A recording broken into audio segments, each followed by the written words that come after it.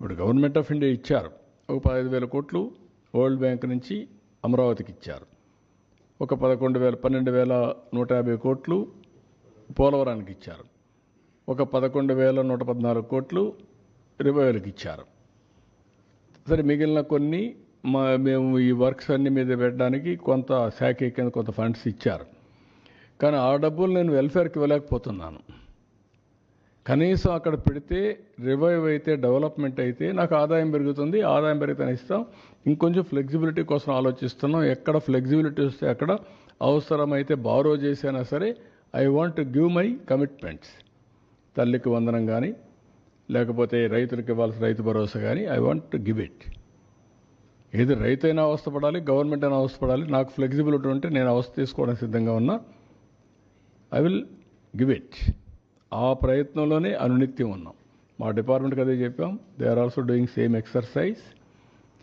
ఒక్క నిమిషం కూడా వెయిట్ చేయాలి నాకు ఫ్లెక్సిబిలిటీ ఉంటే. ఇప్పుడే దాని మీద కూడా ప్లాన్ చేసుకున్నాం, వర్కౌట్ చేస్తున్నాం. I will come out. ఇప్పుడు గవర్నమెంట్ ఆఫ్ ఇండియా ఇచ్చారు. ఒక 15,000 కోట్లు వరల్డ్ బ్యాంక్ నుంచి అమరావతికి ఇచ్చారు. ఒక 12,150 కోట్లు పోలవరానికి ఇచ్చారు. ఒక 11,114 కోట్లు రివైవల్కి ఇచ్చారు. సరే, మిగిలిన కొన్ని మేము ఈ వర్క్స్ అన్ని మీద పెట్టడానికి కొంత శాఖ కింద కొంత ఫండ్స్ ఇచ్చారు. కానీ ఆ డబ్బులు నేను వెల్ఫేర్కి ఇవ్వలేకపోతున్నాను.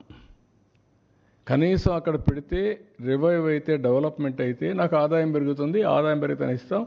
ఇంకొంచెం ఫ్లెక్సిబిలిటీ కోసం ఆలోచిస్తున్నాం. ఎక్కడ ఫ్లెక్సిబిలిటీ వస్తే అక్కడ అవసరమైతే బారో చేసైనా సరే I want to give my commitments. తల్లికి వందనం కానీ, లేకపోతే రైతులకు ఇవ్వాల్సిన రైతు భరోసా కానీ I want to give it. ఏది రైతైనా అవస్థపడాలి, గవర్నమెంట్ అయినా అవస్థపడాలి. నాకు ఫ్లెక్సిబిలిటీ ఉంటే నేను అవస్థ తీసుకోవడానికి సిద్ధంగా ఉన్నా. I will give it. ఆ ప్రయత్నంలోనే అనునిత్యం ఉన్నాం.